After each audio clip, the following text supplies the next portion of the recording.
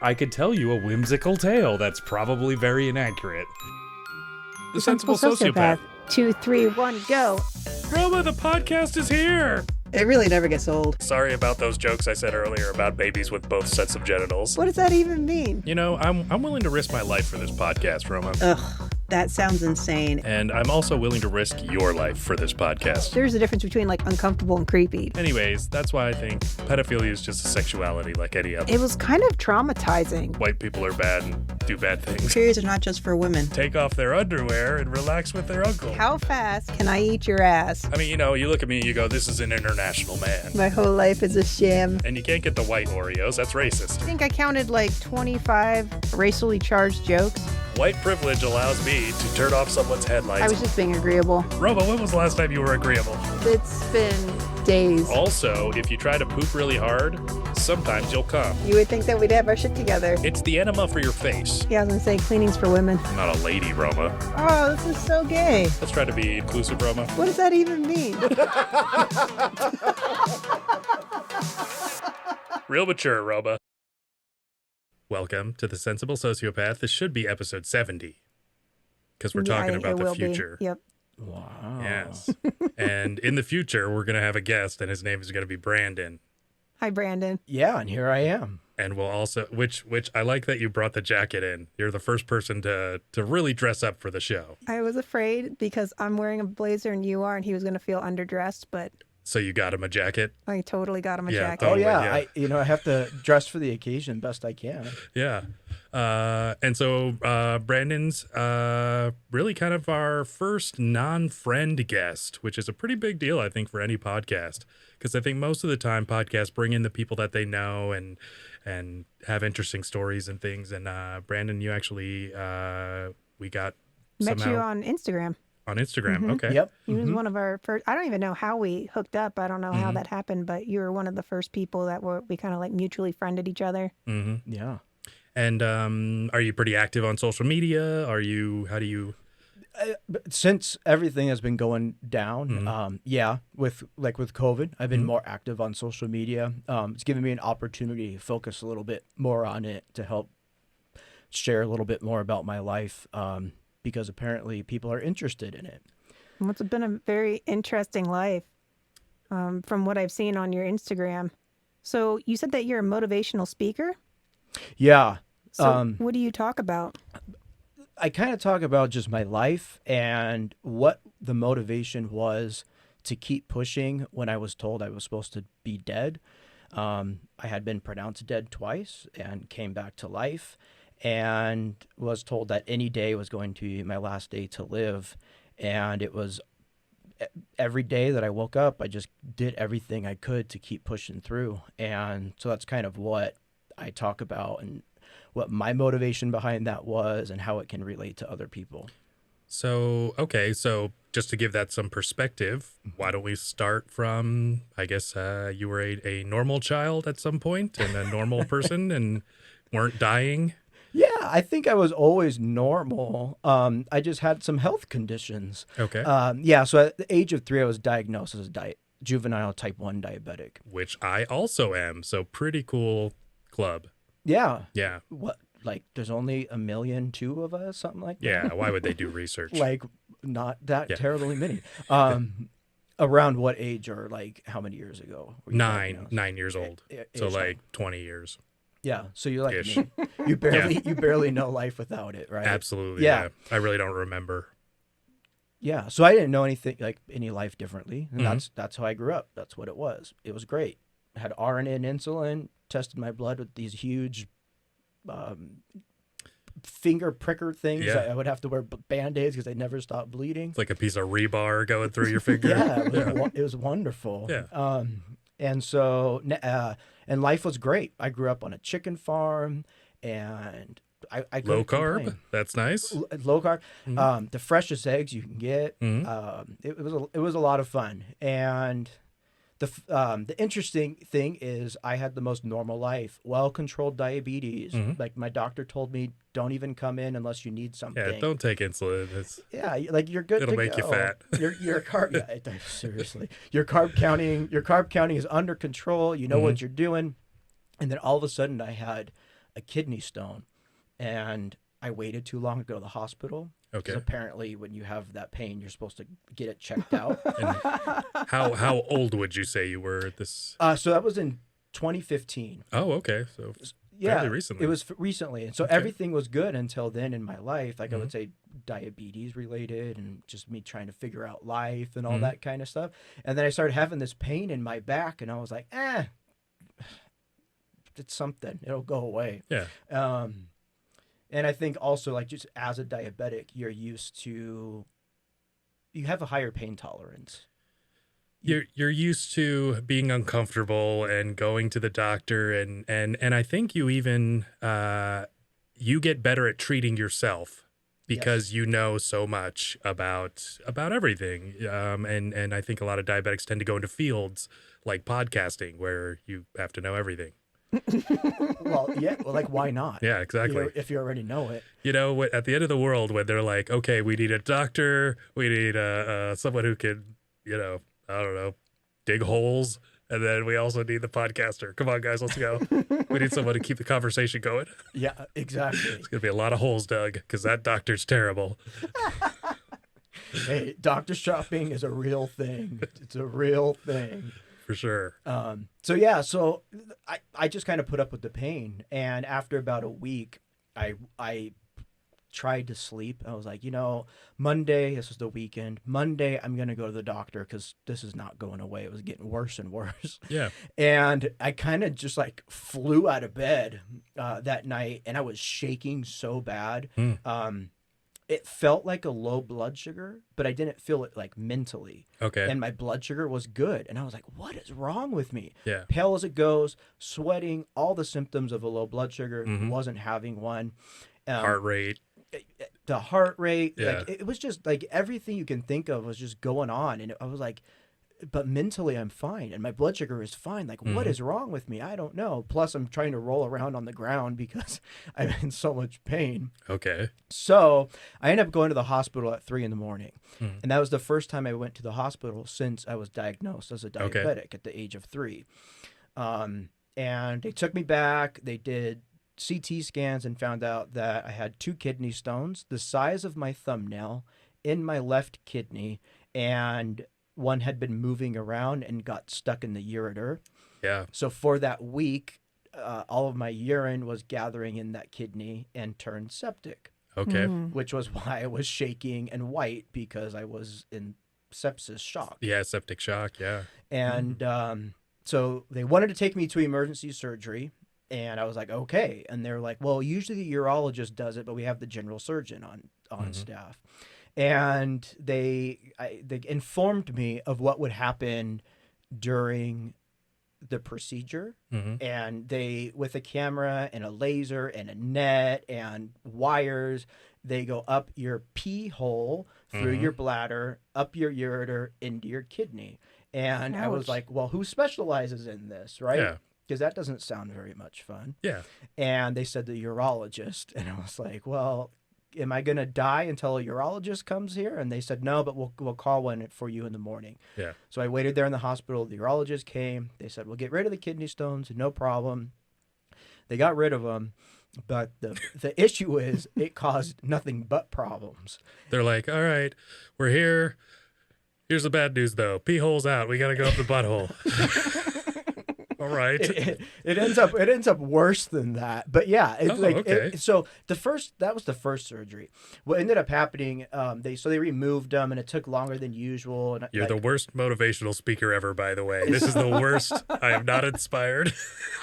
This is just the beginning. Yeah. Background This- context. Just kidding. So Yeah. this is when I had never been to the hospital before, never had surgery before. I was like, I was learning what was going on. But yeah, I was told, hey, I was good to go. Meanwhile, I go home and my whole side, my left side, is black and blue and swollen. And so they did this surgery through your pee hole. They did the surgery through my pee hole. Now, how did your penis feel after that? It has never been the same. Really? Yeah. Like was it gauged out? I mean, Oh, God, obviously, don't make him talk about his dick. I'm just Well, yeah. wondering. Well, a lot of people Yeah. have to go through it. Yeah. And like when you wake up, you have this catheter in you, and you're like, what the hell? And they don't tell you any of that. You're like, I didn't know I was into this. Yeah, it's like what, why doesn't this hurt more? Yeah. Because it's so weird. Yeah. But yeah, I can just tell, like, it's not the same. They did some stuff, like it was sore when I like tried to like pee afterwards. I'm sure it burns. It was like, what the heck is going on? So, but the problem with that surgery is that starting right after that, I no longer had control over my blood sugars. I would always do what I did. I had the well control for my entire life. And now all of a sudden I started having extra low blood sugars for no reason at any time, no matter what I did. And then that is what kind of led me down the path of, okay, now I got to figure out what's going on with my body. And so, you know, I've always heard about stable diabetics and brittle diabetics. Yep. I've always been very predictable. So, you know, if I take insulin, my blood sugar gets low. If I eat too much, my blood sugar gets high. But there are people that are, you know, 500 to 50 in no time, and either very little insulin or a ton of insulin or whatever it is. So is that what you feel like kind of happened, that you ended up turning into one of those brittle diabetics where it was just all over the map? And yes, that's kind of exactly what happened. Okay. It's just it happened so quickly that it took me a while to realize how bad it was. Because it was like, oh, I would eat food, I would take my insulin, I would count my carbs, take the insulin accordingly, and then 10 minutes later, I would be passed out on the ground. So I would go from a completely normal blood sugar with... How many beers in between, though? 5 or 6. Yeah, okay. If I felt That's not good. enough. You know, it wasn't enough. It wasn't enough carbs to keep me going. Yeah. My body was just like, no. So I would just be passed out. And that is kind of when things started getting weird, because when that brittle diabetes comes in, where no matter what you do, you can't control it. And did anyone ever, I guess, is this part of the story where you get to kind of the cause of that? Is that in the story, or? Oh, yeah. Or, okay, we can talk about it whenever is that what you get to that portion. No, we can talk to, I don't want to jump ahead. Oh yeah. No, we can jump ahead. So what ended up happening was I went to my kidney doctor and went and had scans and ultrasounds and other tests done. And the next day they called and said, you need to come in immediately. And this was on a Friday. Meanwhile, I'm in law school while all this is going on. Oh. And so I went in there on Friday after class, and he goes, you have to go into a surgery right now because you're septic again. Your kidney is blocked. And I was like, why? He says, I don't know, but we need the surgeon to get in there. Yeah. Show us your dick hole. So basically he goes, hey, whatever it takes. Otherwise this is going to be bad for you. So I requested a different urologist, and I was like, do you know someone else? Because this guy really like did a number on me last time. And when you were talking about last time, you said you had bruising. Why would you have bruising outside of your body when they went the other way? That's my question. All right. Right? Just trying to punch that stone out. Yeah. Like, I don't know. Yeah. And it's your kidney. So like it's through the kidney. Why is my side all bruised and swollen? And did they drop you? That could have been dropped. For all I know, I fell off the table. Old Dr. Butterfingers. Maybe a machine or two like fell on me. Yeah. I don't know. Or the aliens got me. They had a boom box sitting on you while they were. Hey, it wasn't good. Yeah. All I know is it wasn't good. But so I got a different surgeon. He was a little bit older. He was far more clear about what he was doing, and I was like, awesome, good to go. Went in for surgery, came out, woke up, and it was like 20 minutes later, and I was like, oh, that was fast. I was like, how'd everything go? And the nurse sitting next to me was like, it was unsuccessful. And I was like, okay, what does that mean? And they're like, they weren't able to figure it out. So the surgeon came and saw me, and he goes, I don't know what it is, but it's some kind of tissue that we can't get through. And we tried laser, we tried wire, we tried there's 4 different things they had tools to break through and destroy kidney stones, and Wow. and none of them worked. Ultrasound, I think, is one that they usually use. Yeah, the vibrating. Yeah. The vibrating. Maybe that's thing. why you had that bruising on there. Maybe Oh, they maybe really giving it to you. jackhammered me. Yeah. Try to destroy me. Yeah. Yeah. So I was unsuccessful. So, Hmm. and then he said, we have to put a nephrectomy tube in, which is when they go through your back and they literally put a tube into your kidney. Butthole. Exactly. Yeah. Exactly. To drain your kidney. And Yeah. I was like, well, that doesn't sound right. And he just says, we have to figure out what to do because none of the tools could work to get through the kidney and we need to drain it or you're going to die of sepsis. And so were they thinking it was scar tissue or some sort of connective tissue, I would guess? Yes. Yeah. And it was basically the new urologist who is the surgeon. They're the ones that work on like your kidney and stuff like that. Was kind of saying without saying that the first surgeon was far too aggressive Okay. on what they did. To a lawyer. Yeah. Yeah. Or a future lawyer. Trying to be very careful. Pulled up in a about it. Bentley. Yeah. So it was discouraging because I was like, well,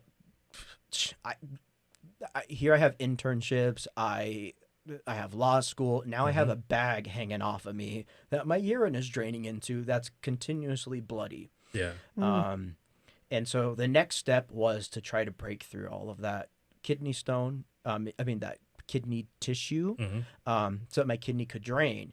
And this is what I say, like, it's worse than the butthole because then they had to go in through the hole that they put in my kidney with wires and lasers and all kinds of tools. That never worked.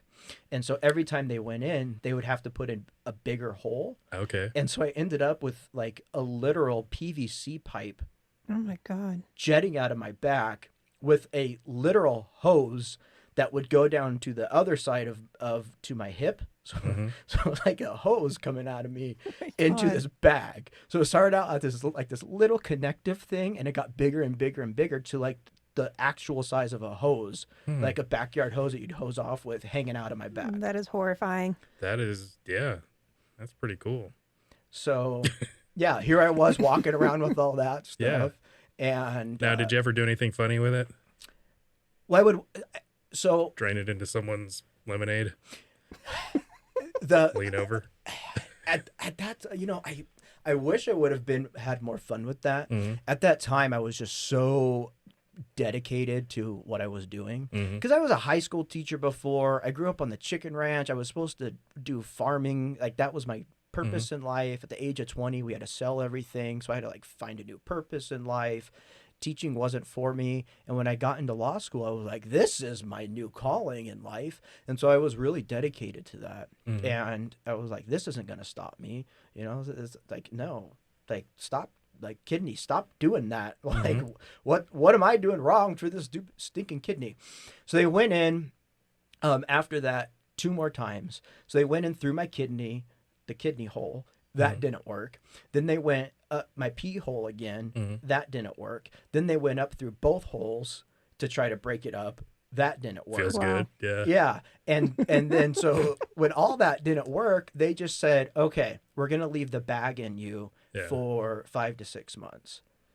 Like, so inside your body? Inside my body, the PVC pipe coming out with the bag hanging off of me.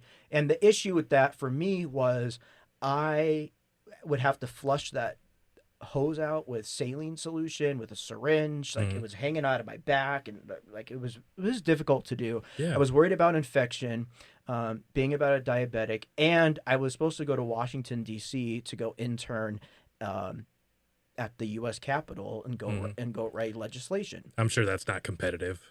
Oh, it's the most. Yeah, it's not competitive at all. I mean, Exactly. to the point Tried to where be a lawyer in Washington, yeah, D.C. to the point where they get like maybe 50 to 60,000 applicants, and I got chosen. Yeah.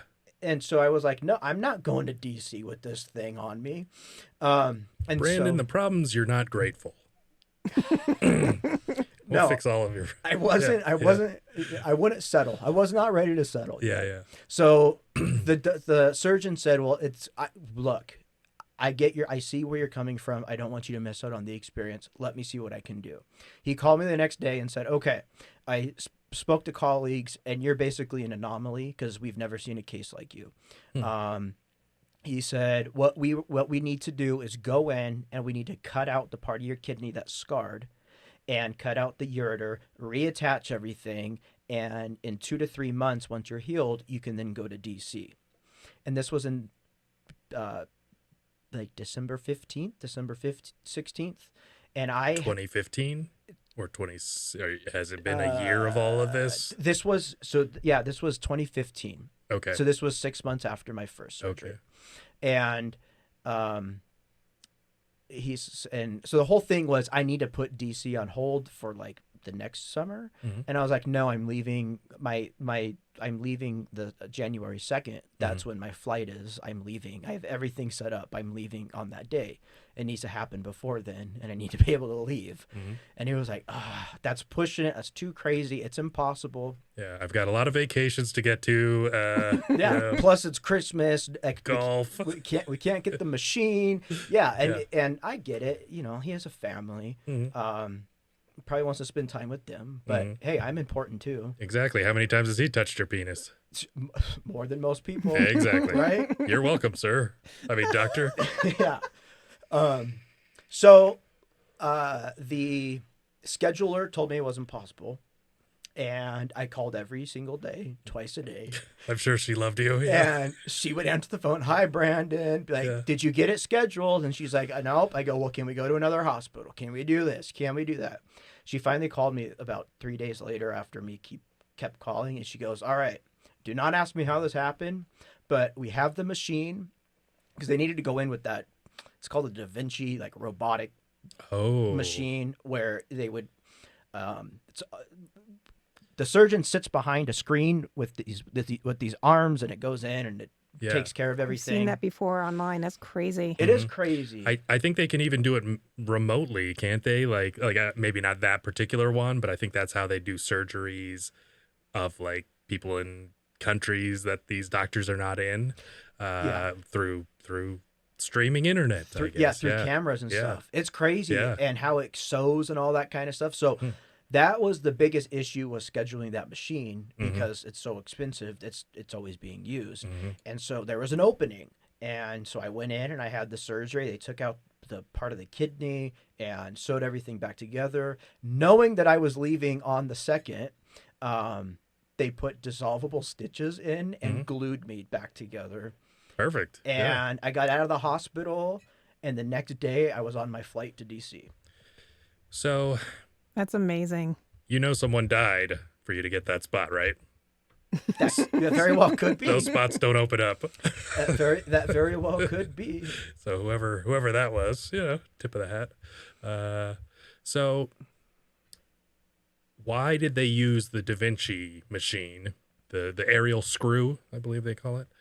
He invented helicopters. Why did they use that as opposed to just a surgeon? I mean, so it comes down to being able to heal, and it has the least destructive aspect on your body. Okay. Because they're able to cut 5 little holes in you, as opposed to laparoscopically. Yeah. Okay. Instead of cutting you completely open. Did they fill you full of gas? Oh yeah. Yeah, I've heard that. What's that for? To create a surgical theater in the body, in the holy cow, cavity of the body. Stretches your skin out? Yeah, stretches everything out. Yeah. So they can move it all around. Did you get stretch marks? Like a Thunderdome. Yeah. Like Mad Max. Yeah. You become like a balloon. It's like, yeah. But you know what's crazy about that?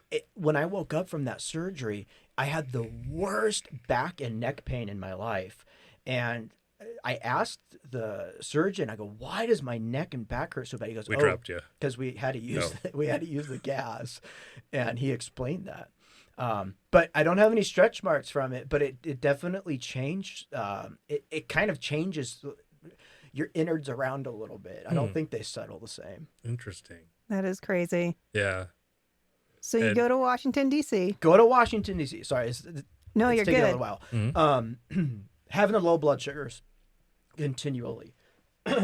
So throughout that entire time, you're still having... Throughout the entire time, having the low blood sugars, but I'm able to just push forward. Did you try a Snickers? Oh, ate a Snickers. It was really nice in Kat. Washington D.C. My go-to is like Gatorade. I like the smaller Gatorade, orange Gatorades. One of those like gets my blood sugar up 100 points if I drink one. So I'd always have those. But in Washington, D.C., all you do is walk. And so I would be walking and like drinking that. And if I had people around me, they could tell if my blood sugar was dropping. They'd be like, eat a Snickers. And then it was kind of the joke. And so I would have the Snickers and all that kind of stuff. But the biggest thing that happened in Washington, D.C., like besides me meeting everybody and getting this awesome experience and writing and helping write legislation and being a part of all that, which I loved, was afterwards, like after that semester ended and summer began, we went on a cruise out of Baltimore.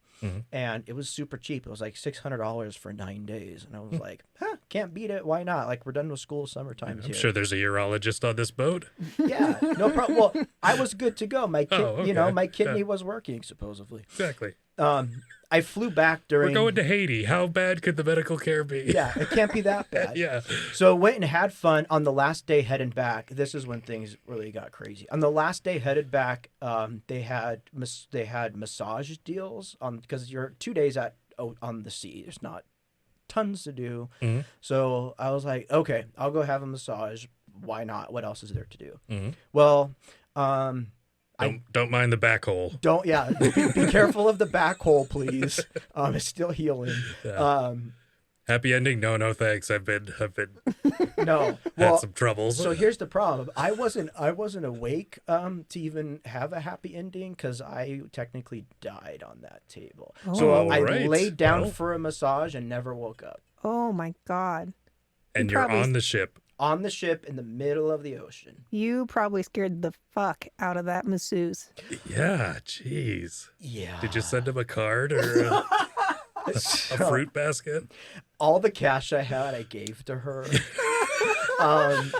Just some poor girl trying to make a living. That's exactly. Well, yeah, and she was the nicest. She was from England. She had like the cutest little accent and like just so nice. And Girl, don't worry, I'm a lawyer. She kills you on the table. She was like, oh, but it was really bad. So for 9 minutes, I had no heartbeat or breath. That was when they got there and they documented. So right as they were about to throw you overboard and say you disappeared. Yeah, that's what I would have done. Well, Sorry, Brandon. my thing was like, why did you try so hard? And it was because one of the people I was on the cruise with, when they heard the code blue or code whatever the heck it was, and they saw everyone running. Code Blue Lagoon. Yeah, seriously, right? It's gotta sound nice. Ran over there and was telling them that I'm a diabetic, and they kept trying. They gave me the glucagon and the glucogen and all that kind of stuff, and they kept shocking me.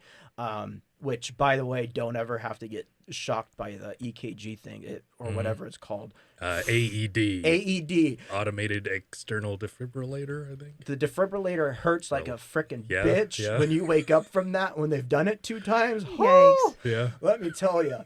That hurts more than dying. Yeah. So, So anyways, the doctor, I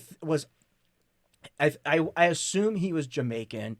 He just laughed at me and was like, Brandon, I was just gonna sign the papers and tell you dead. We were trying too hard. Hard on you. You gotta be Irie. Yeah, it was basically. He's Irie, man. And that was it. But he just says, "You're here. Now you're alive." And he goes, "When you get back, you need to go to the doctor." And I was go to a real doctor. You go to the doctor.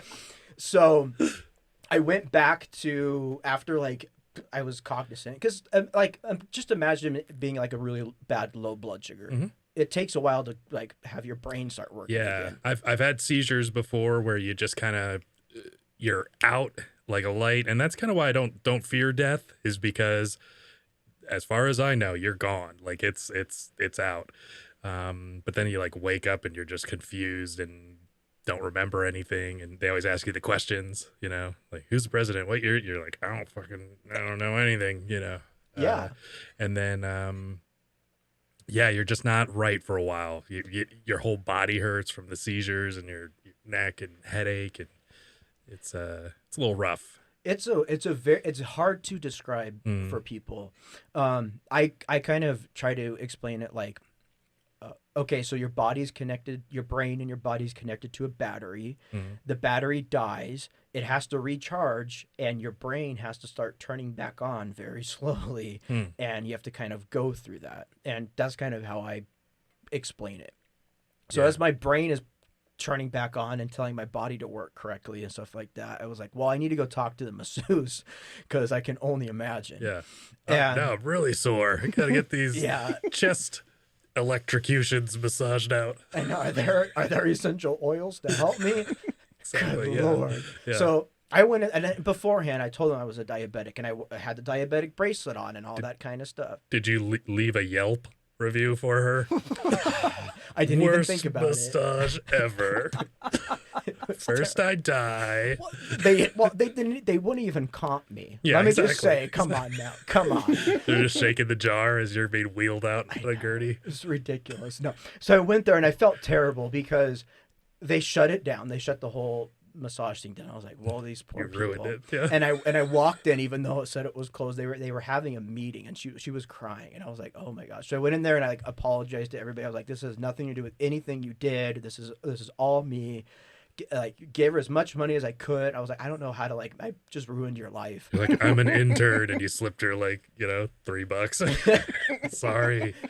I don't know how else to make it better. Yeah. But yeah, I explained everything, and then when I got off the boat, I called my doctor, and they're like, just eat more graham crackers before bed.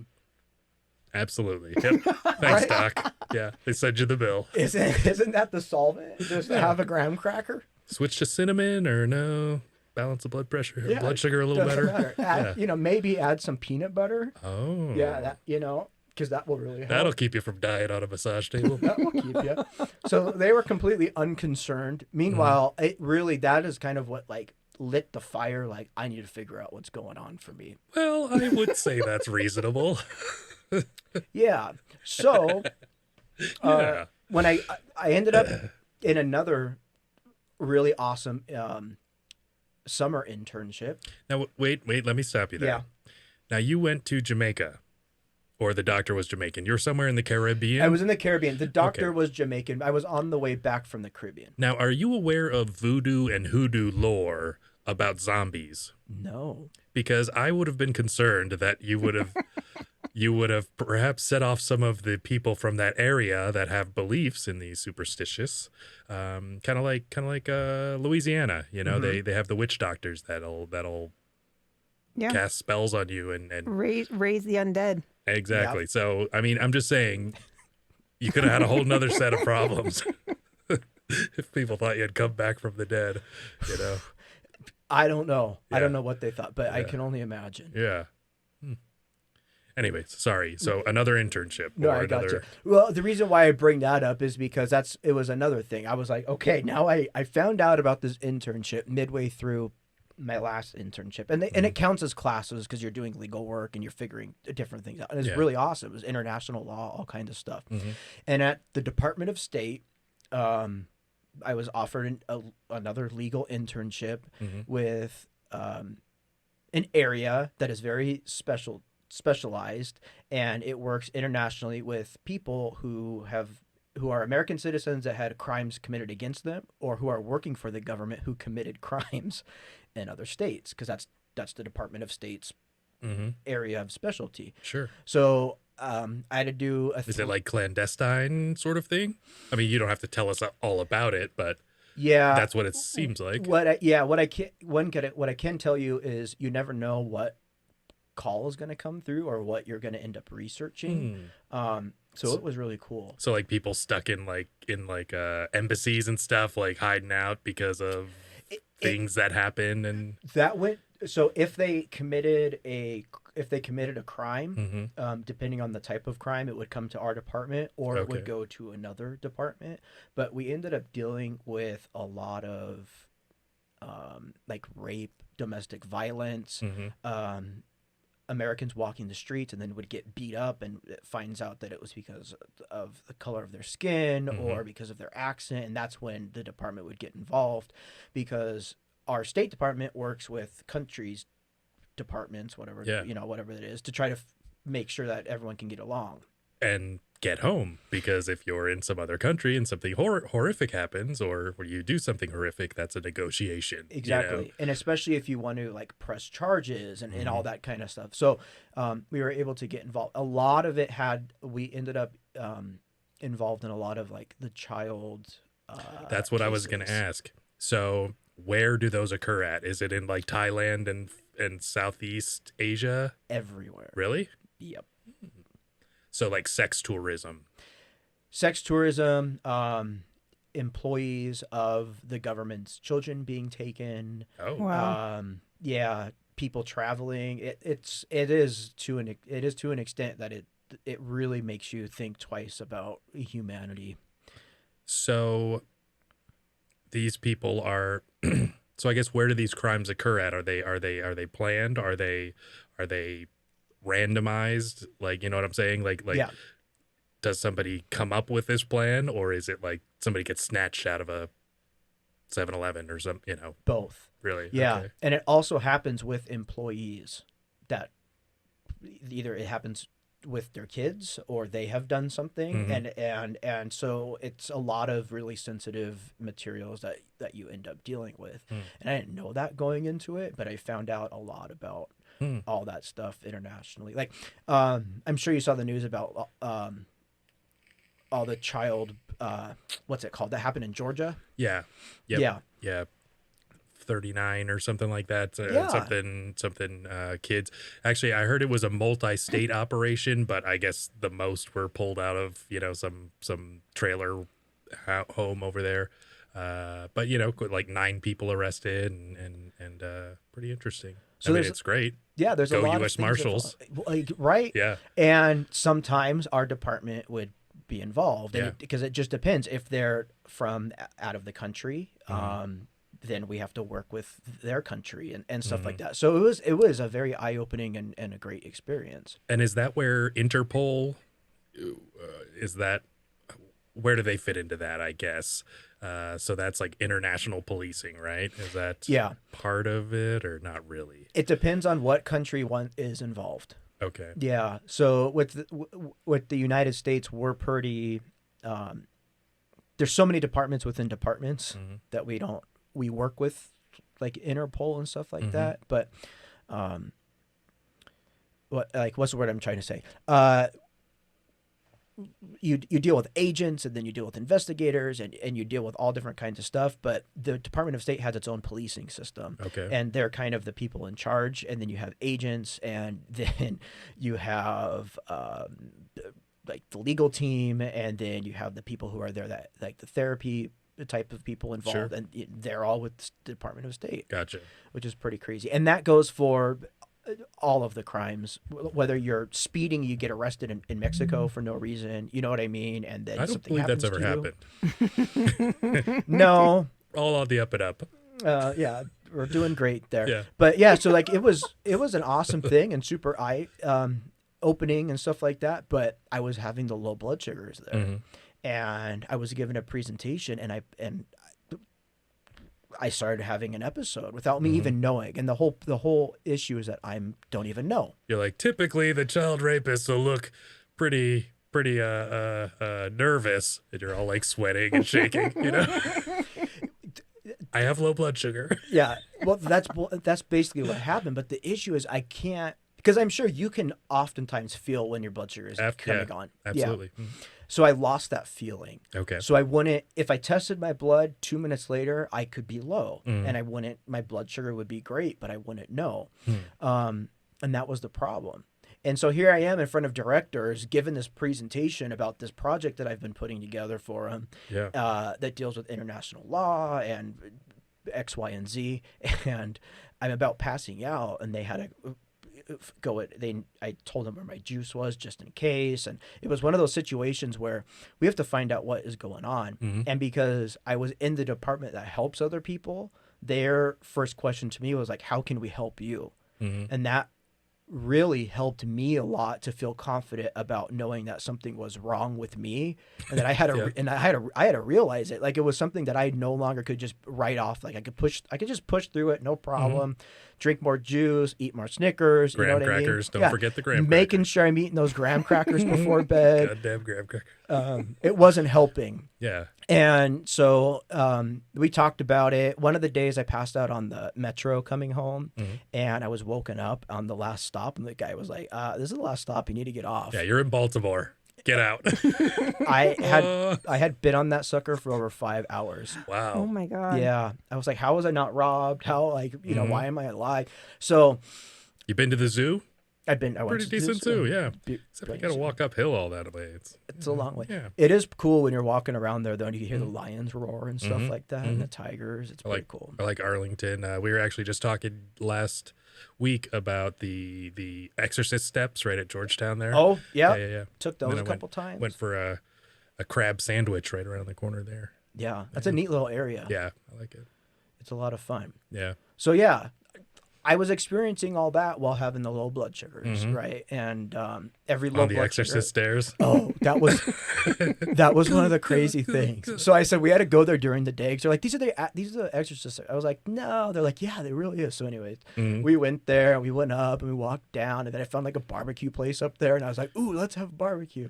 You make a crucifix out of graham crackers. I should have. I didn't think about it. Hey, it was during the day. We were good. We were good to go. But we walked down it at night, and it was kind of funny because I was like, this is pretty creepy. Oh yeah, there was a homeless guy up at the top, so I didn't go all the way up. But yeah, he was holding down the fort, and then there was all these CrossFit people on it. Oh yeah. Like, will you get out of here? I'm trying to be creepy. There's that pull-up bar right next to it. Like, come on, guys. Hey, it is a thing out there, but being fit wherever you can. I guess I know. you're a fit gentleman, obviously. So here I am, Mm-hmm. and basically being told by the leaders of the Department of State that I need to get my shit figured out. Mm-hmm. And so I went back home at the end of that internship with some of the most amazing experiences of my life. Yeah. Met the most amazing people. But now I was like, I need to figure out what's going on with me. So, because about time. everything I worked, nothing, everything I tried, nothing worked. Mm-hmm. And the doctor said, okay, here's what we're going to do. We're going to try to keep your blood sugar above 250 constantly, and that's going to just reset your system. All right. And I said, yeah, that's what I said. I go, okay, how are we going to do that? Because I'm on 3. Graham crackers. That was what I had to eat. Have you before heard of bed. these? Yeah. So had to go to the dietitian. No help whatsoever. They're like, you need to eat 4 more salads. Please have more protein with it, and you're going to be good to go. Yeah. 6 to 8 ounces of milk every 45 minutes.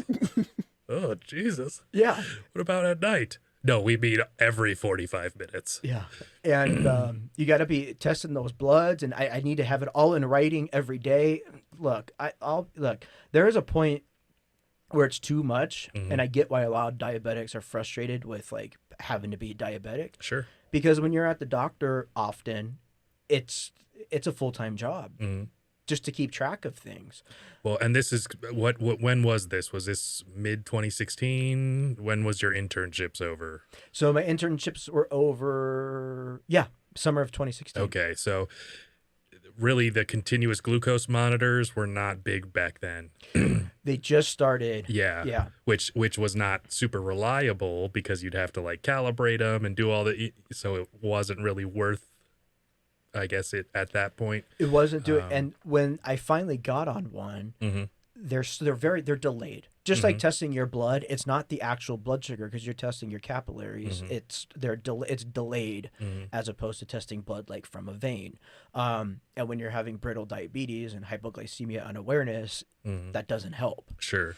I'm even wearing a CGM right now. Me too. Just to keep track of everything, and I still don't trust it completely.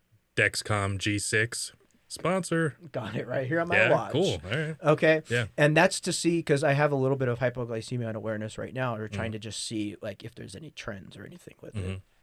But Roma, get the graham crackers. yeah. Hey, have you tried the new spray up your nose glucagon? No, I have not. Okay. Is it delicious? Well, I haven't tried it. Okay. I have not.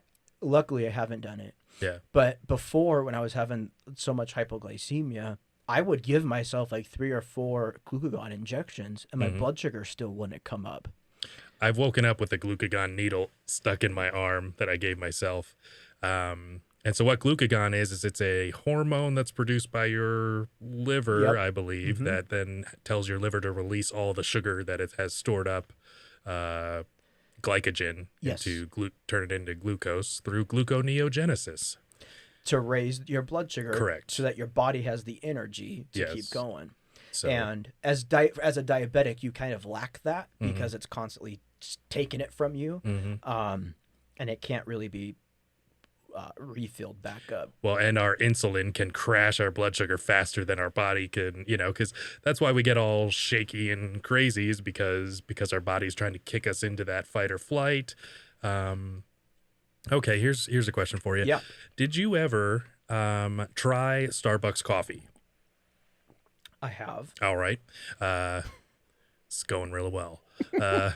So their drip coffee, when I would drink a large one, Okay. and just put sweet and low in it or whatever, my blood sugars would go through the roof. And the reason was because it was kicking me into fight or flight. And also pre-workouts would also do that. Interesting. Yeah. So like that real high level Yeah. fight or flight, I just didn't know if other diabetics had that experience. I see people asking about that. They're like, I just had my coffee, no carbs, and my blood sugar is high. And they don't know why, but that would explain it. I think it's probably just a really high level of caffeine in Starbucks. I mean, I'm sure they're trying to get you addicted. Yeah. Yeah. It also happens with workouts when like you Yeah. put your body into that. Oh, I know. Did you find that out when you took Yeah. the, Well, the stairs? Yeah. I think the joke is that he doesn't work out very much. I I got do. it. Yeah, I got yeah. it. Well, and that's the thing. That's not it for everybody. Mhm. You know what I mean? That whole workout thing. Absolutely. It's one of those. It's I like do fight or enough. flight. It's Yeah. love. It's Yeah. love or hate. You Yeah. know, Yeah. it's love or hate. That's for sure. But yeah, so we tried everything, every single treatment you could think of, every CGM, I even got a diabetic alert dog. He saved my life because here my blood sugar is crashing. I don't know. He's pawing me, telling me before it started With a to happen, sandwich. with this look on his Graham eye, crackers. with this look on his eye, like, "Hey, you're gonna die." Mhm. He's a golden doodle, so he has like He's human super cute. eyes. He's very cute. Yeah. Now, will he make you a snack? He won't, but he will go find somebody if I'm unresponsive. Someone with a snack. I Someone would hope. that will make me Yeah, a snack. yeah, all right. I had to move in with somebody. Find me a wife. and Yeah. seriously, where's my cell phone? Yeah. Yeah. DoorDash. DoorDash it. But like the whole Snickers thing is a joke, but it isn't. It's true because when he went, I had to move in with somebody, so I had a roommate. When I wasn't responsive, he would go alert my roommate, and she would come in with a bowl of like those mini candy bars, No. and she'd unwrap them and like shove in my mouth. Were you there's know? originals? Was she an older lady? Oh, No, okay. it wasn't where the originals, but it was Yeah. always the Snickers because it's I don't know. I think you just get used to Yeah. having the Snickers, right? Quick and easy, and Quick and and easy. You pick something you kind of like. Now, I usually don't carry candy with me because candy tends to melt, but I like the fruity candy. I like more of a taffy. I'm more of an airhead kind of guy, Okay, you know. okay. Get the little ones. You get like 4 different kinds. Different flavors. You know, Yeah. Mentos was the thing I always carried the fresh maker. because they always sat in my pocket without like melting or getting Yeah. weird. I could always just pop them in my mouth. Yeah. Did they did you do the mint ones or the fruit ones? So it would depend what the store had. Okay. And when they came out with like I don't know if they're cherry or strawberry ones. Yeah. They like came out the whole pack of them because the orange ones, let's just be honest, those are disgusting. Well, they're filler. Yeah. Just to get between the pink I ones. know, and the yellow. Yeah. But the Mentos orange ones specifically, I really would. Even with a low blood sugar, I would skip them. You're just throwing them, yeah. But so Giving them to the dog. yeah. So they came out. The mint ones were fine. I could handle those. But when they came out with the all pink ones, I was like, oh. So I would like buy the whole thing of them. But I'd always carry them with me. But when you eat about 20 of them and you got 2 packs going down your throat, and that's not bringing your blood sugar up, that's a problem. That's a little rough. That's a problem. And I think that's one of the scary things is like, have you ever taken too much insulin by accident? Oh yeah. And like you're full or something and you're like, holy shit, how do I get more sugar inside of me? Yep. Yeah, that's always an interesting, I don't know. It doesn't happen often, you know. I think we're usually pretty good about giving ourselves the right amount of insulin, but insulin's one of the easiest ways to kill yourself, honestly. I don't know if you didn't know that, but I'm sorry that I just told you if you're feeling poorly. No, it is because and you can even if you don't pay attention, you give yourself insulin, you don't eat, you quit, go for a little walk. Bye. Yeah, right down those exorcist stairs. Right. So, like you know, it really is. It's no joke how sad it is. Yeah, or your plans change, you know, and that was the hard thing with regular and NPH, like you mentioned before, is it's like, oh, I have to take this 2 hours before I eat.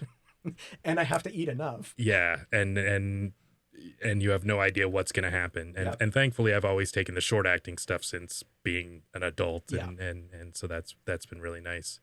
Are you on a pump now? I am not. So I was on a pump before, and I didn't like it because I would sweat it off and different things. So it just seemed unreliable to me, you know, that like you don't know if you're getting the full dose, like you'd feel some wetness and you're like, and you smell it and it smells like insulin, which smells like Vicks chloroseptic spray. Yeah. Or formaldehyde, you know. All right. Fair enough. I took another cruise, right? Getting a massage on an embalming table. Yeah. So anyways, the amount of, and then you have to like pay for the reservoirs and the infusion sets, which is the tube that puts it into your body. And I'm just like, it's not worth it to me. Like the continuous glucose monitor, which basically just Bluetooths to your phone or your watch or whatever. And it tells you what your blood sugar is like every 3 minutes or whatever. Yeah. And it's very useful. I'm not as brittle though, so I can watch trends on it and not have too much of a change. Yeah, and that's how it's supposed to work with most people. Yeah. Yeah. So, I was at the point where my body was breaking down because I was having so many low blood sugars.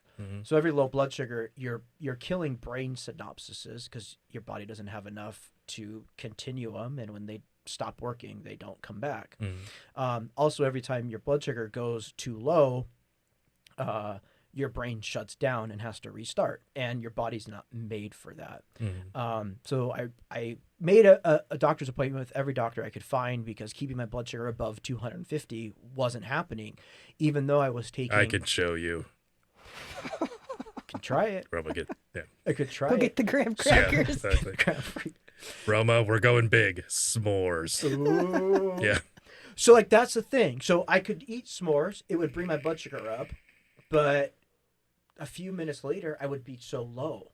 And it's because my body wasn't digesting the food completely correctly. They blamed it on gastroparesis, which now I don't have, but apparently I did at the time, which is a paralyzation of your stomach. So if you give yourself insulin and your body isn't digesting the food fast enough, then the insulin's working too fast in the food. But the problem was I never would have these high blood sugars. They would go up and then drop super quick. And so here's what the doctors theorized. They theorized that because my body wasn't digesting food correctly and that my remaining or my kidney was not functioning very well, that the kidney needed to come out. All right. And if my kidney was removed, that my other kidney would do just fine and the hypoglycemia would go away. Well, and diabetics never have kidney issues, so. Oh no. Yeah. And So kidney you're good. issues usually come from high blood sugars. Yeah. So because that kidney was damaged. Here's what we need to do. Take out one of your kidneys, then keep your blood sugar above 250. Yeah. All right. Okay. So I'm like, okay, like whatever, like let's Mhm. try it. Tried it. It did not work. Hmm.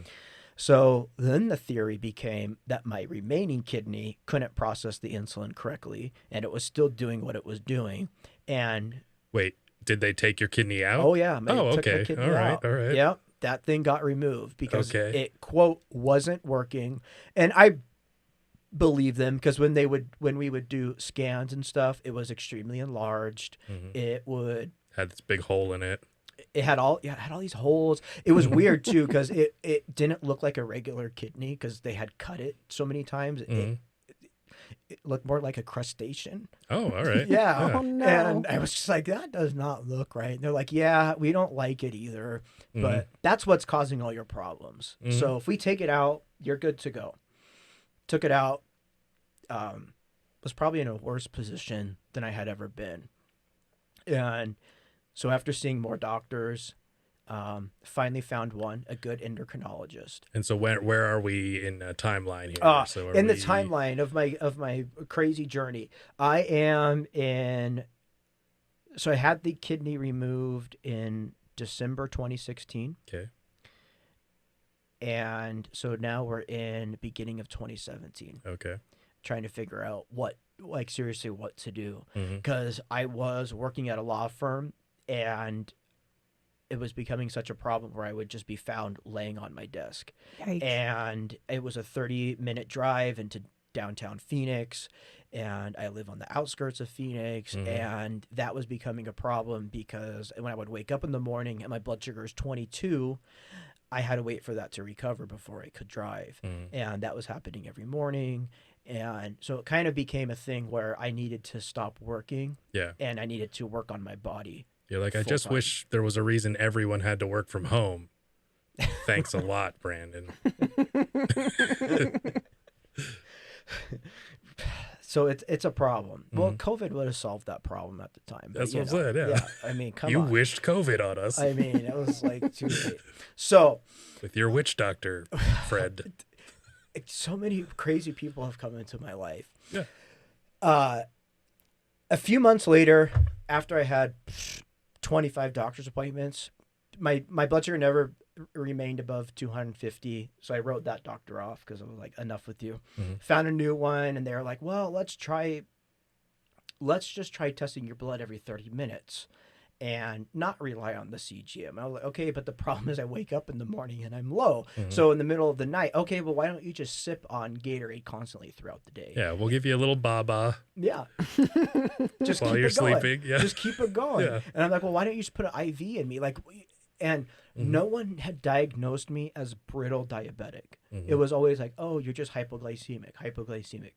So I finally found a doctor, and she walked in the room and she goes, Brandon, you're hypoglycemic, unaware, brittle diabetic. I've seen two of you ever in my entire life. Have you heard of graham crackers? Seriously. Because I've got good news. it was bad. Honey have made. yeah, honey, extra large. Yeah, yeah. That will do it. Yeah. So, and she just said the only way you're going to live is by having a pancreas only transplant. It's not covered by insurance, so you're going to have to beg, borrow, and steal to have it done. But Yeah. if you don't have that done, you're going to die any day. And I give you less than 2 years to make it. We recommend international children smuggling. Oh, I know how that goes. It was bad. She even said, Jeez. off the record, look into India. Wow. Yeah. I mean, China, they execute prisoners and give you anything you want. So, They don't do pancreas only transplants in China. well, Too advanced. that's what DoorDash is for. Ask your dog. You can So- get other organs there. You can have your cancer removed there, Mhm. but not a pancreas only My transplant. ex-wife, huh? Just kidding. Yeah, you can. Not that hard. It's just Yeah. one little trip. Exactly. Yeah. Yeah. So she says, you need a whole new. Now, all right. Let's just say you haven't had the best track record with doctors. Yep. Mm-hmm. Now there's one telling you to go to India to completely have your pancreas removed and replaced with another pancreas. Oh, not removed. Just having a new one put in. Oh, weird. So you'll have two? Yeah. That seems odd. It's very odd. Now, the pancreas is an endocrine and an exocrine gland. Mm-hmm. Is that why? That you would be using the endocrine part in your bloodstream of the new one? The reason why is because they actually don't remove any organ unless it's your lung or your heart. Or your kidney? Nope, they don't remove your kidneys either. So when you get a kidney transplant, they just put the new one underneath your old one. How many Weird. kidneys do you have? One.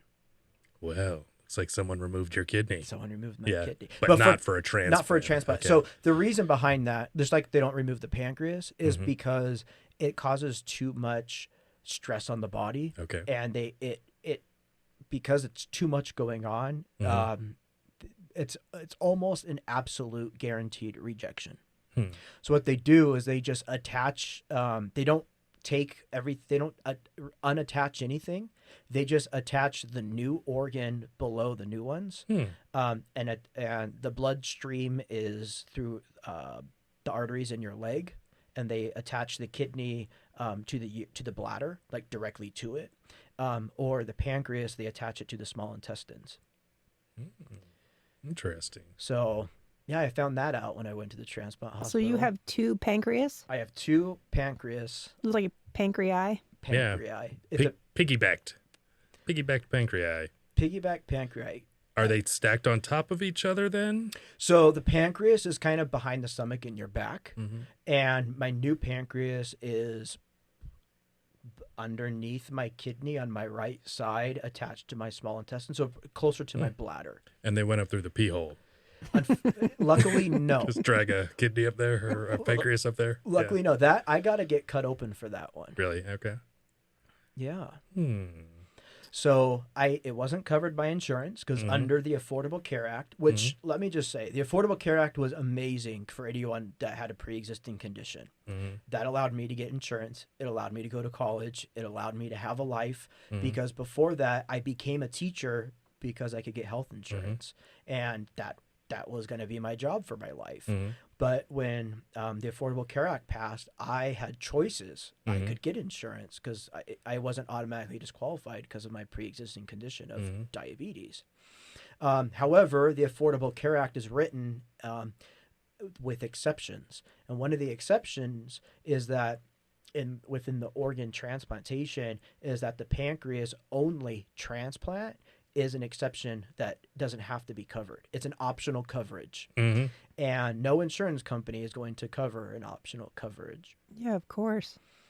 So it's $250,000 to have an Ooh, organ cow. transplanted.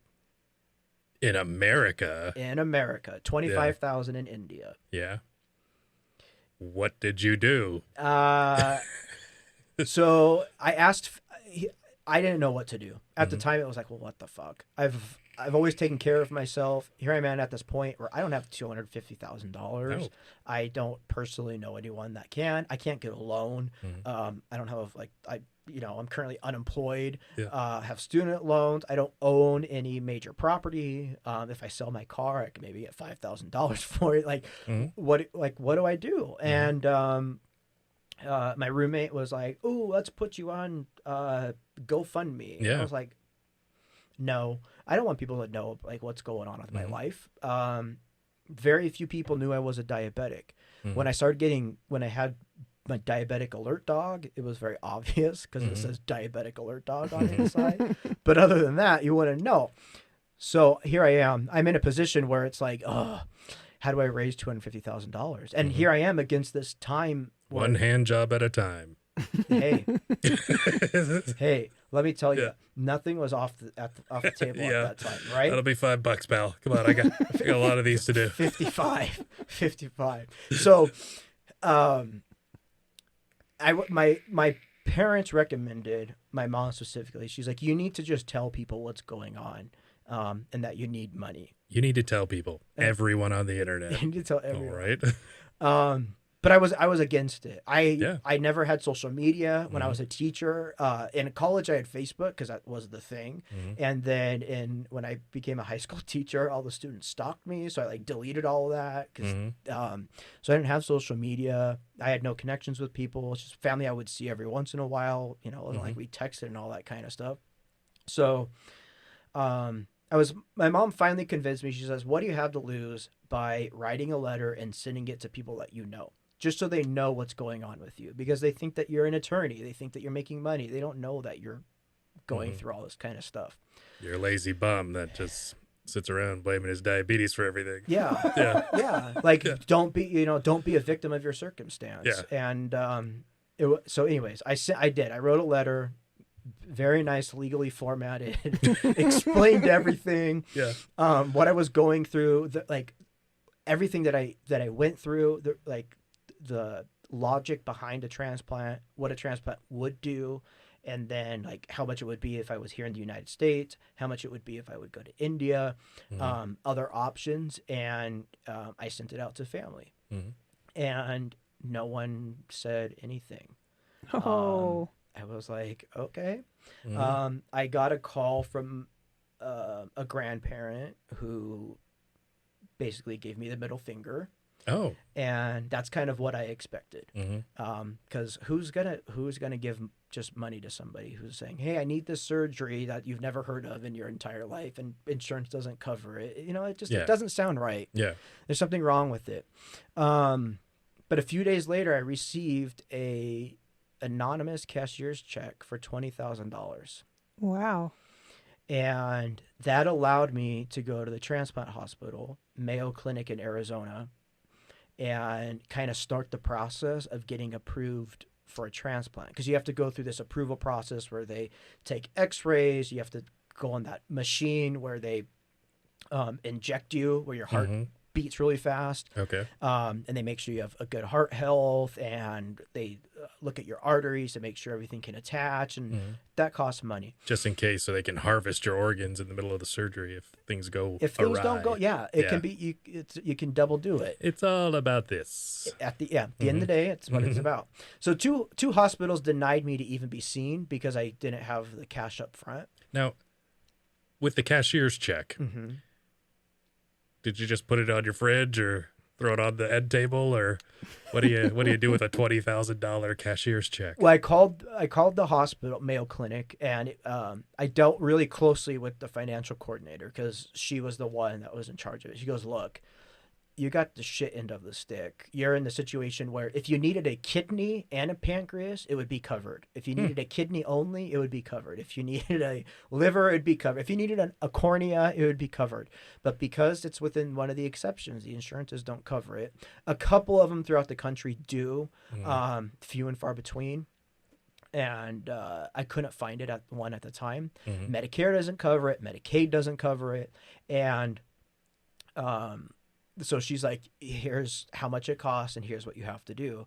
And she goes, "Some people just have the money. Some people put it on credit cards. Some people get loans. Some people fundraise, you know?" And she just goes, "I'll be very honest with you. I have not seen a patient be able to fundraise it." Yeah, you are not a cute enough kid. I'm sorry. You have to be little and bald. Little bald or be famous and St. got Jude's. money. Yeah. Really. And so it didn't stop me, but I was like, here's the thing. I've just found my new purpose in life, right? I was happy doing law. I loved it. There's something about it that's fun for me. And A lot of reading. it's a lot of reading and writing, but it's kind of nice to know like what the law is. So when people are telling you bullshit, you're just like, okay. It's to me, I enjoy that a lot. So I was like, okay, found my purpose in life. I need to live life. Like, I'm not ready to die yet. But at the same time, because I kind of went through that death experience and I was supposed to die any day, and I'm being told that I have less than 2 years to live or the next low blood sugar is going to kill me, I was ready to die, but I was also ready to put forth whatever effort I could to make sure that I didn't. Sure. And so that's where I was mentally. And my friend took that letter, put it on to GoFundMe, and people started giving money on there. I'm like, who the heck is giving money? Nobody knows me. I'm not online. And people started sharing it. And then my mom's friends started sharing it. And then when they heard that I passed everything with the Mayo Clinic and that I could be a candidate, I would just need to have the $250,000. Money started coming in from strangers, people from all over the country. Would give small amounts, $5, some 25,000. It went all over the place, and within 3 months, I raised the money. Jeez. Wow. Yeah, That's amazing. Yeah, I also have student loans.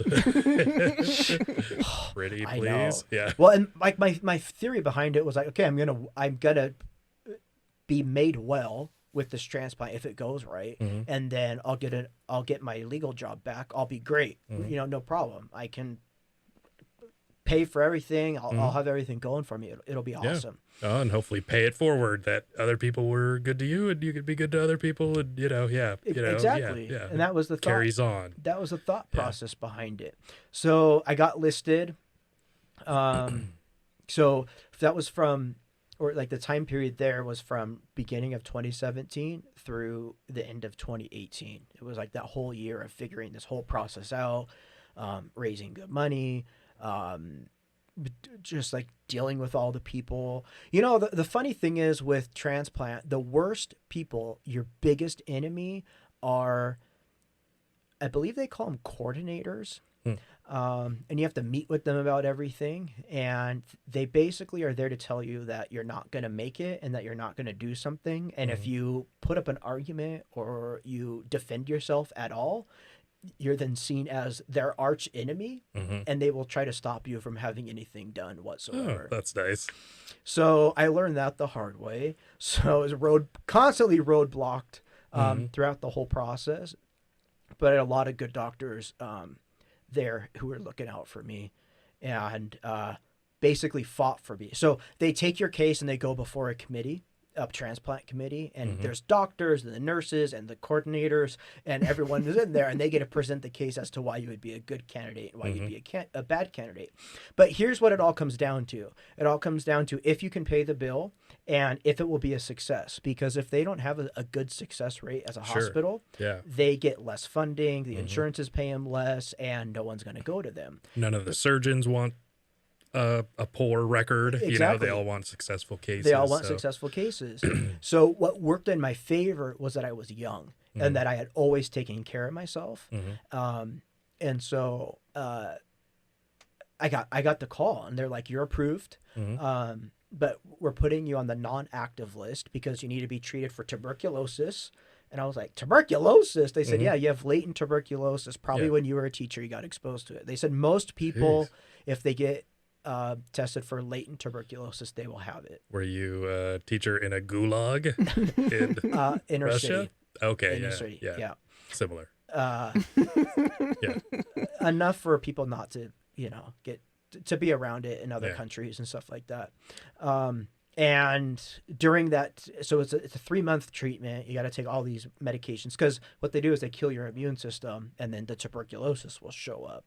And so during that time, I also had to get like a bunch of immunizations and I had to have therapy because of my disagreement with the coordinator. How dare you send that snarky email? Well, it was in person. It was basically a confrontation of, hey, you're not going to be able to take care of yourself or afford your medications. And I said, well, provide me one example of when I've never done that for myself. And that was the wrong comment to make. Yeah. Did she say the burden of proof is not on me? And then you're like, oh, got me. Lawyering. I think I was too specific with everything because, she would bring up a price. Like, have you ever used the app GoodRx? I have, yeah. Okay, so before it was an app, it was a website. And before it was a website, it was an actual just like card. And on a lot of medications, you get a discount on it. Well, one of the things I had to do was look up the price of all the anti-rejection drugs. They're expensive. But on GoodRx, they're severely discounted because for whatever magic they do. And then, so I showed her. She goes, "Well, if you paid cash, it's going to be this much." I go, "No, according to my app, it's this much." And she didn't like that. And then when she said I would not take care of myself post transplant, I was like, "Are you kidding me?" Like from the age of 3, I've been dealing with illness and that kind of stuff. So, for 3 months, I had to get treated for tuberculosis, have the therapy, get all my immunizations. And then as soon as I was done with that, when they approved me mentally, I was actively listed. And within 2 months, I got the call to fly out to India. I'm just kidding. Get your $25,000 kidney transplant. Get a discount. Pancreas.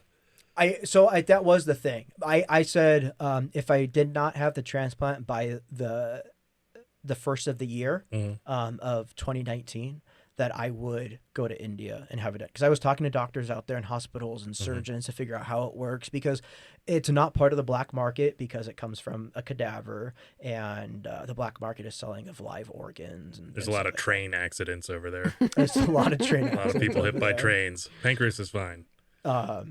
It stays pretty protected with that rib cage. I mean, when you're cut right below the legs, right below. Hey, it's pretty good. Exactly. Easy access.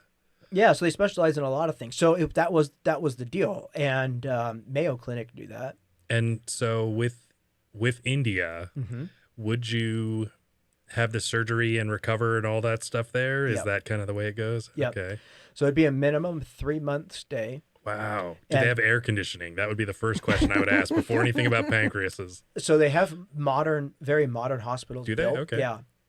Just like here in the United States, and they even have like bungalows you can stay in. It's basically set up for tourism, like medical tourism. Interesting. Yeah.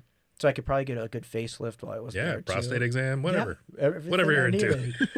Everything I needed for cheaper. And the way it would work with India is that they would like send you home with 2 years worth of medications, and it's like a consolation prize. Yeah.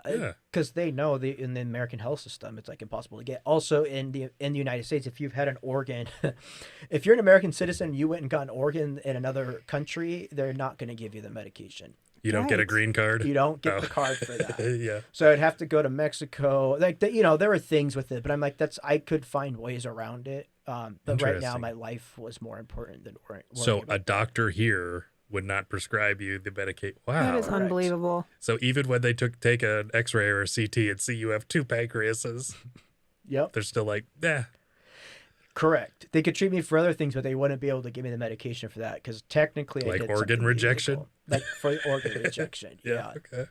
So, and that's the thing. They could send me, I could have the blood work done, and I could look at my levels, but if I went to the hospital, they would have to treat me. But yeah, so there's like a lot of really little strange things that kind of come with the India thing, which is why it wasn't my first choice. Plus, in the United States, they do about 100 or less pancreas only transplants. They do more than 100 kidney pancreas at the same time, because it has a very low rejection rate, but pancreas only has a pretty significant rejection rate, because it's such a delicate organ. Yeah. They compare it to like the consistency of Jell-O and tissue paper mixed together. Delicious. Weird. So yeah, try handling that. I have a question. Do you know anything about your donor? No.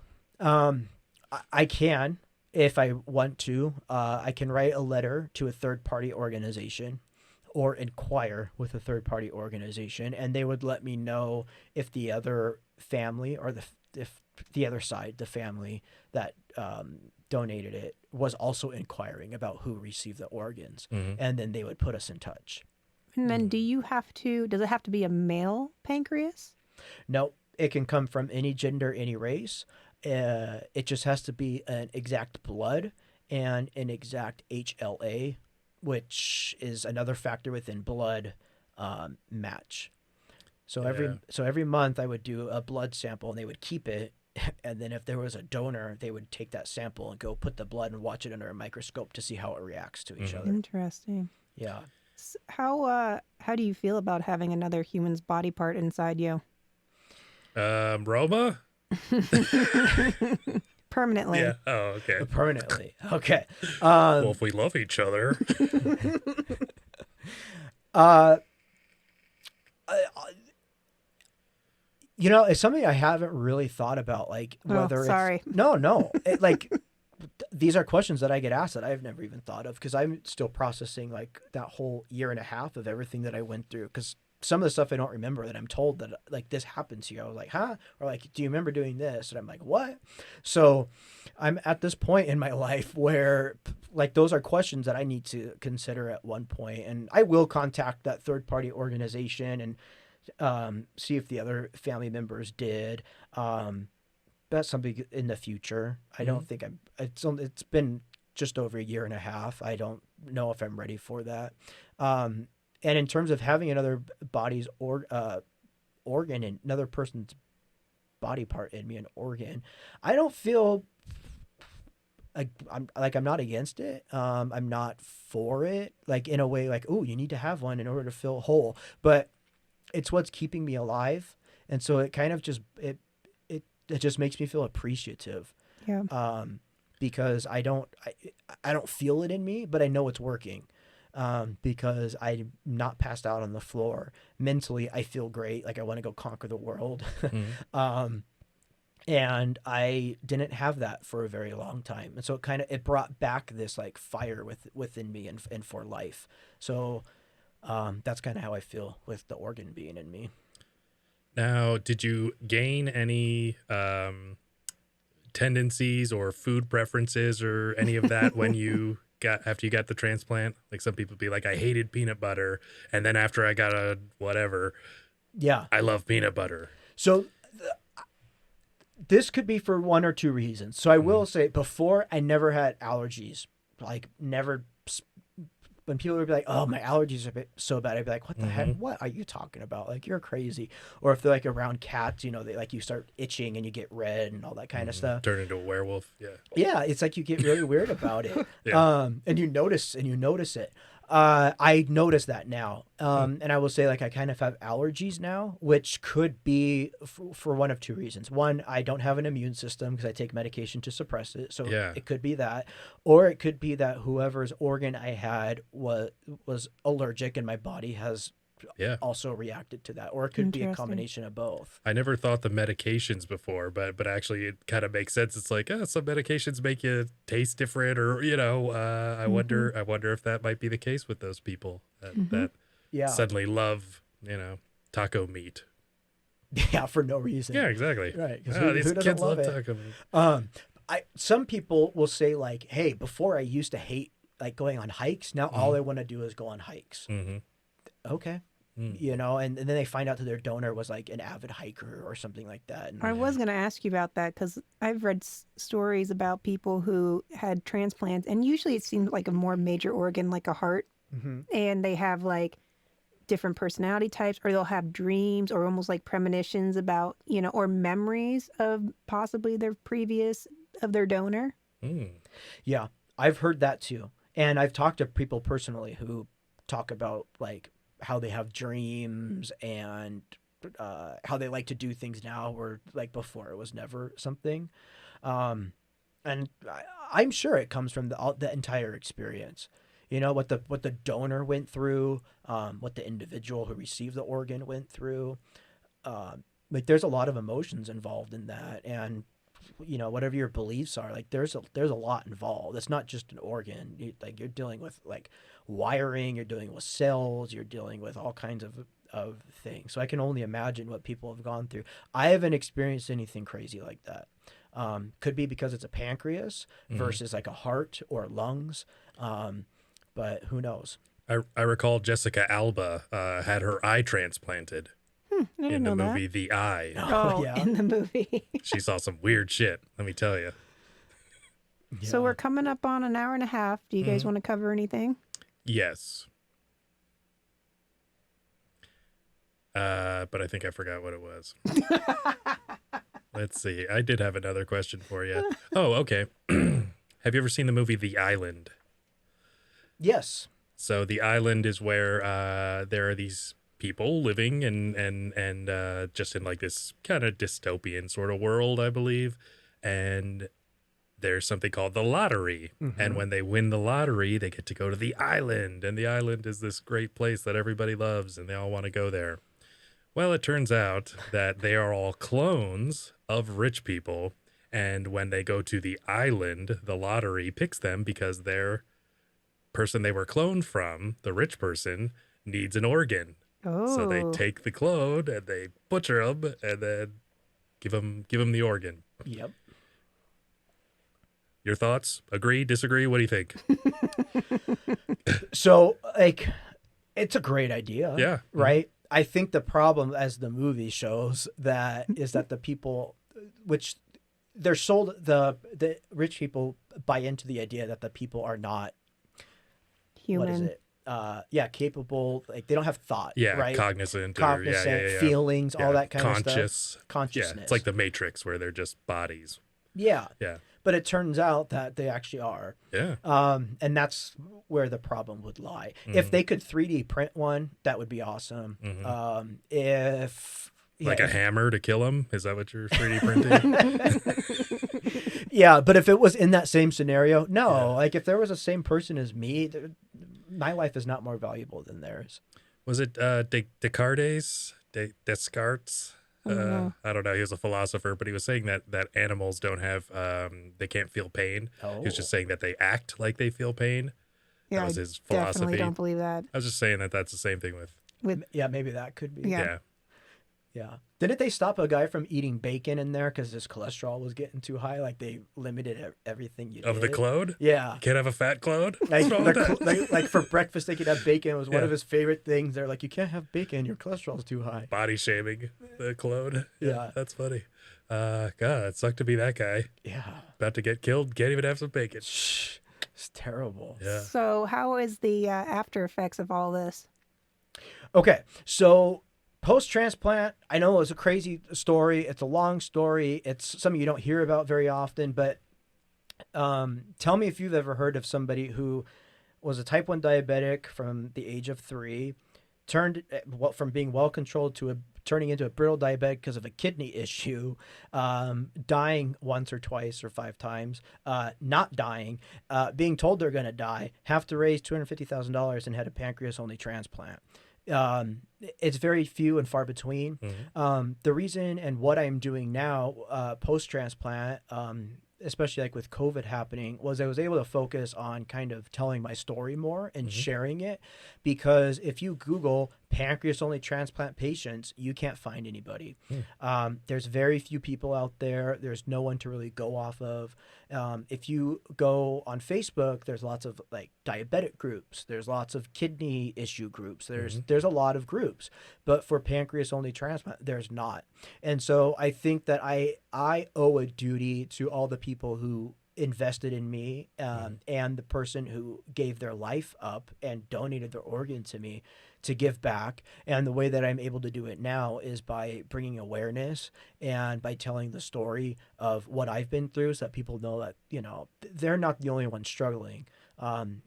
Struggling is real, and going through all that stuff is real. Also, the motivation aspect behind it is that if I could survive that, anybody can. It really just comes down to a mindset situation, and you have to believe in yourself that you can do it. And it's all about taking those first steps. And it's kind of amazing when you come from a state of fear and you just start with one step, what you can accomplish. And that's kind of what it's all about. And going through all that has made me realize that.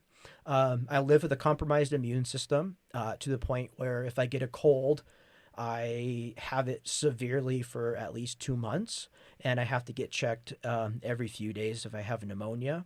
And so I have to like live with that for the rest of my life. I can't drink unfiltered water. I can't have sushi. All my steaks have to be well done. It's basically like the worst thing ever. I know. Yeah. if I go to a steakhouse, chefs actually come out and they're like, "Yeah, not making this for you." I'm like, "No, you don't understand." Yeah. Because any foodborne illnesses could be deadly. Yeah.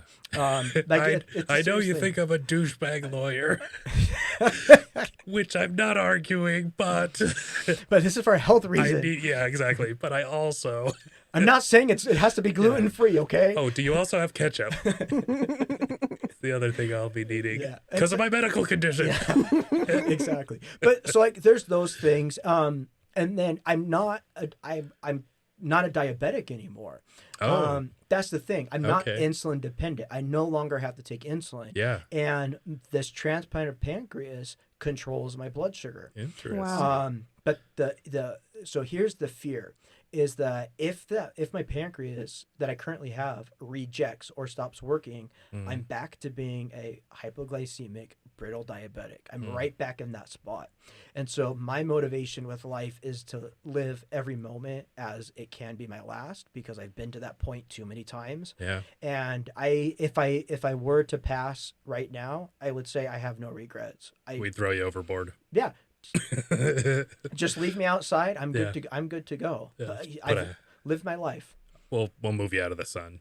That would be Yeah. okay. Yeah, Yeah. just There's call. a cemetery right down the road. Exactly. Yeah, you can put me out in a cemetery. You can call the We got the bad doctor, the good hole digger. you can call waste management, whatever. It doesn't matter. But that really is kind of like a running joke too. Like when I go, because I like now I'm all about adventures. I'm like, let's go see what we can do. And I went rock climbing not too long ago. And my cousin was like, "Are you sure we can do this?" Because it was a pretty big hike, and then we had to climb. And I'm not precisely a great climber, but anyways, I was like, if I just die, just leave my body, leave me to the birds. Because look, here's the thing: I've been given a second chance at life. I'm gonna do what I can with it. I'm not a victim. I'm not trying to live in a bubble. I'm also not trying to be unsafe. Yeah. And so I'm living life the best I can, the best I know how, and doing whatever I need. My priorities have changed in life, definitely. I think I approach life in the same way. It's like everything has risks. Yep. That you can't. I guess you can't stop yourself from living just because you're afraid or because somebody tells you, something that may or may not be true. Like, you're dead. You're never going to raise the money. You're never going to do all this. Yeah.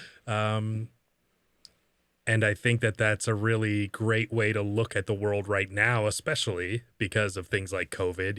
I go on walks every day, like 4 times a day. I go for a walk because I exercise a lot. Yeah. But it's amazing to me how many people are out with a mask on and not, they won't even come anywhere near anybody. And I'm like, okay, we're all human beings. Let's just relax, shall we? It's not like we're in the epicenter here. And, the way that I see it is like, certain things are going to happen to you. You have to just roll with it. And I think that, it's inspiring to see somebody that's, obviously you're a motivated guy. You were doing all this stuff before all the problems were happening, your law school and all that. But it's pretty good to see somebody not letting it crush them, that their whole life almost falls apart or almost ends, I guess, in your case. Yeah. Well, mine's fallen apart plenty of times. I've, you've kind of learned to deal with it. But do you think that attitude that you have and that I kind of have comes from being a diabetic for so many years? I don't know if I've ever thought about that. I definitely think I look at things differently because of all you do is have people telling you how you're going to die early, how your kidneys are going to fail, how you'll be blind, how you'll cut your foot off, somebody's going to cut your foot off. And one of the things you were saying with the research or not research, but I guess support groups and stuff like that, or any information out there for people with, solitary pancreas, just pancreas transplant. With type 1 diabetes, it's hard to find a certain amount of information because, 90% of diabetics are type 2 diabetics. Yep. So all the studies, all the cool medications you hear about are all for type 2 diabetics because that's where the money is. That's where, the pharmaceutical companies are investing their research. So for people like me and you, or previously you, but then you're even further secluded, pushed out that road. You're Yeah. at the very, very end. I'm in that 10%. You're in that tenth of a percent. Down Yeah. at the very end. And so, I guess you have to learn to be independent. You Yeah. have to learn to be, you take care of yourself. When I was 9 years old, I got, diabetes, and I started giving myself insulin, right? 9 years old, second day, giving myself shots. Yeah. All right, I got this, and the parents weren't super involved in it. They absolutely made sure I had everything that I needed. Yeah. But I pretty much managed myself for the most part. They got me to my doctor's appointments, all the things you have to do to stay alive. And, and I also think that there's a point of rebellion that a lot of Yeah. us have where it's like, you want to be normal like everybody else. So you just, hopefully you take insulin when you eat pie and you do all those things. And I think you kind of relax and you go, okay, there's certain things I can do. There's certain things I can't do because it makes me feel like crap and, screws up my blood sugar. And I've really gotten into intermittent fasting, Okay. which has been really great for me. But keeps me healthy and sane. And I don't know, maybe hopefully I'll have some better stories for you when you come back, and I'll tell you about all the inspiring things I've done with my life now that I know that, I could have died and been buried in a voodoo cemetery. Yeah. Mhm. Anything is anything can happen and anything is possible. Mhm. That's just what you kind of learn. And I think a common misconception with diabetics is that just because you're diabetic means that it's a death sentence. Mhm. And that it means that you're so sick that you just have to accept it. Mhm. And like you said, that you're going to go blind, that your kidneys are going to go out. Well, that's not true for everybody. For some people, Yeah, for sure. but not everybody. And so I think there's such a misconception Mm. of it out there that people just kind of, I think the more awareness we can bring to it, the better it will be for people. Yeah. Because, you said like the rebellious part. I know lots of people who just don't take care of themselves, period. Yeah. And I'm just like, And why? they don't have diabetes. Even if they do, I'm just like, Yeah, why? yeah, Like, yeah. how you must feel terrible because Yeah. if something is off, I don't feel good, and I'm Mhm. like, okay, something is wrong. Mhm. And I hate that. Like when my blood sugar was really high, I hated that Mhm. feeling. Mhm. Or if it was low, like I hated that. Like it was my goal to not have that happen to me, and I learned how to balance that. But Mhm. what do you think causes people to like not want to do that? I think it's a slow burn a lot of the time. I think a lot of people will just let things slide. They just go, "Oh, I always feel crappy," and that's kind of the way I've been in certain situations where I'll be like, "Oh, like I'll start putting on a bunch of weight or something." And I'll be like, "Oh, well, that's just how it is," Yeah. like that's whatever now, and that's you know this is what I can expect. And then turns out something's wrong, and you're like, oh, okay. Well, I guess I wish I would have, went to my doctor or went, asked the right questions and that sort of thing. And so I just think I think a lot of people, it's a slow progression. It's bad habits, and like with me, like with walking and stuff, it's like something I just picked back up because I'm like, oh, now that most people are podcasting from home all the time now,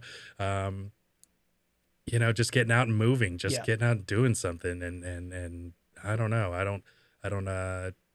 don't carry around a lot of friends with me, just because I tend to be a little antisocial, Yeah. which is why you create a podcast so you can talk to someone once a week, Yeah.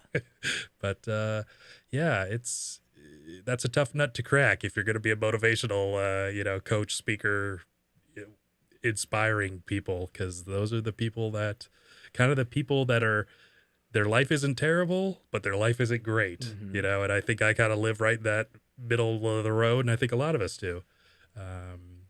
So we need to see the people on the kind of the outliers, I believe is one of the books that I can't remember who wrote that. Well, But it's really, really amazing story, Goggins. and I can see why you talk about it, and it is motivating, inspirational. So thank you, yeah, thanks we'd for love to have you sharing that. back whenever Absolutely.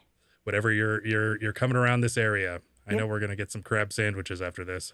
Go run up and down some stairs. Yeah. Hey, I really appreciate it. Thank you for letting me share more of my story. Yeah. Right. Do you want to plug anything? Your Instagram or a book, Instagram, anything? You're writing a book, I hope.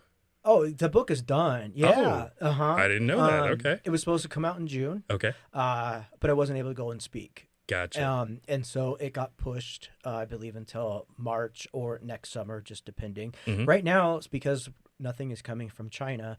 There's a minimum of 4-month waiting list to print books. Okay. Oh. Yeah. So there's a lot. Dang. There's a lot of issues within that. I'm not disappointed, but it is nice because there's a whole different aspect of things within it that I think are helpful for people. But yeah, so basically, I am most active on Instagram because post surgery, instead of everyone texting me and calling me, I had to put it somewhere. So I put it on Instagram. That's what my story. It's like my post transplant healing journey is all on there. Or Brandon Mouw, MOUW, M like Mary, BrandonMouw.com. Everything is on there. And yeah, my goal is to answer any and every question and help anyone that I can. Sure. Well, I can. I'm here for a reason. Well, I'm sure any young person that needs a transplant, especially, like that's something that's got to be crazy for people, because I mean, there's lots of people who need transplants, but I mean, especially to be someone like you're like, oh, I'm young and in college and here I am, I think that's got to be scary. Yeah, it's hard to find. Yeah, It's hard to exactly. find. It's a very, but I think inspiring stories in any way are pretty crazy.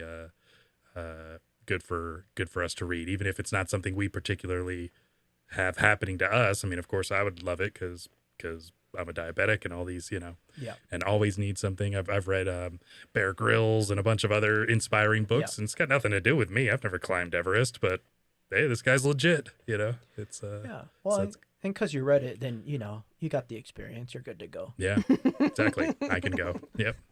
No oxygen. No thanks. Yeah. But so Roma, you want to plug our Sure. stuff? Yeah, you can find us on Instagram at the Sensible Sociopath Podcast. You can also find us on Facebook. Of course, like and share here on YouTube. We're available on all major platforms, and that gets uploaded every Tuesday morning for your listening pleasure. Mm-hmm. What else we got? Yeah, that's good enough for now. That's good enough. Subscribe to the Patreon. show on YouTube, and that's about all you'll need. Yep, sounds good. Turn on your notifications. Absolutely. All right. Oh yeah. Thank you, Brandon.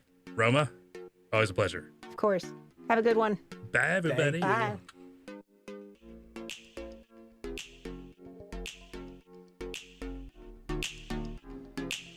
It's over, Johnny.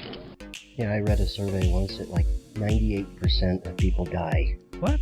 Yeah, it's pretty scary. Europe would be a fraction of the size that it is today, if not for incest. It's over. Nothing is over. Nothing. You just don't turn it off. Content and stories and whimsy and a little love. So they say the big one's coming. For California. Rosie O'Donnell. She's a great big fat person. That's right. Have you ever seen how many clothespins you could get on your scrotum? You ever dabbled in the dark arts? Guess what? I don't have to fuck the goats anymore. It's actually quite a bit of fun. Hashtag them too. I have no control over life. If I had a keyboard, I'd be able to help you. What dude hasn't tried to blow himself? 8 3/4 is totally fine. They say that you can kill yourself. Mark Hamill as a voice actor is absolutely phenomenal. People get really, really hostile really, really quickly. Rape and incest. Oh, we started talking about crazy Joe Biden and they shut us down. I got the ultra AIDS. Nobody's got AIDS. You're throwing off my game with your heartbeat and your talking and your breathing. I have had to stop using my favorite poop phrase. Why stop at 2 atomic bombs? Why don't you just do the whole thing? Is this one of them left or right-handed coffins? Oh shit. Oh, that's a dick. Sorry, kids. I'm airing my junk out and I'm looking bold. I've always been a fan of Evan Watson. After she turned 18. After? That's where you and I are different, my friend. I mean, I don't have a problem digging a hole and keeping an erection. It's all about romance. Texting, talking, touching. jumper cables and proper voltage, you could have dead baby movement. Are you guys judgmental? Me, not so much. Bunch of Judas Priest albums. Rob Halford's pretty badass. Yeah, I like Judas Priest. You know he's gay. Really? Mm-hmm. Wow.